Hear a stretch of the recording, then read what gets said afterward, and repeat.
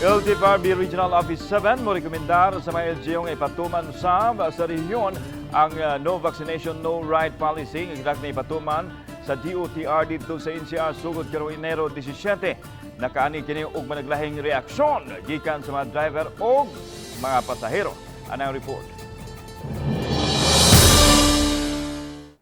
Giklaro ni LTFRB 7 Regional Director Eduardo Montealto nga sa NCR og pipila lang ka mga dapit sa kauluhan ipatuman ang no vaccination, no ride policy nga sugdan sa pagpatuman sa Enero 17. Apan alang ni Montealto, mas maayong ipatuman usab kini sa rehiyon busa mo rekomendar siya sa mga LGU alang sa posibleng pagpatuman sa nasyong lakang. Karon po, nakita po nato nga daghan mo po kay na-encourage nga magpabakuna. So, mas maayo na siya nga ma-implement kina sa tuwa. Gidugang ni Montealto nga dili anti-poor ang pag-require sa mga sumasakay sa pagpapakuna kay gitumong kini alang sa kaayuhan sa tanan aron dili manakod o matakdan sa virus. Dili man na mahimong anti-poor, no? Kaya ang atong gitabangan ginaanak katubay mga pobre gyud kayo kay kung musakay na sila aning mga sakyanan nga na wala di sila bakuna, nakatapad sila guay bakuna, mas dako silang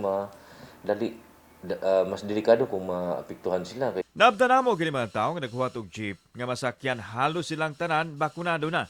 Dunay uyon sa palisiya apan duna usay supak sanglit paghikaw kuno sa kagawasan sa mga tawo. Para nako, kung vaccinated lang, naiuban niya, alanganin pa niya, naituyo dito siya mga igsoon, kaya may bisita siya yung mga parente, kaya nagyan ko tagbagyo nga audit. Dili mayo. Okay ra sir, okay ra. Ano man? Wala rin problema sa ko, para sa ko, okay ra. Samtang sa lakben sa Mandawi, way supak ang taxi driver ug ang iyang pasahero kung ipatuman man dinhi sa Sugbo ang no vaccination, no ride policy. Okay ra. Para sa kasiguruan. Okay ra sir, fully noon sad ko. Para safety lang sad sa tanan. Mausab kini ang gisulti sa tricycle driver ug sa iyang mga pasahero nga una untang nagduha-duha kung uyon ba o supak. Wa pa may tagaig memorandum. Gusto. Ha? Dili. Ano man, ma'am? Okay ra sa. Okay ra. Wala na, pakunado na mo tanan. Wapay second dose. Mag-second dose pa mi.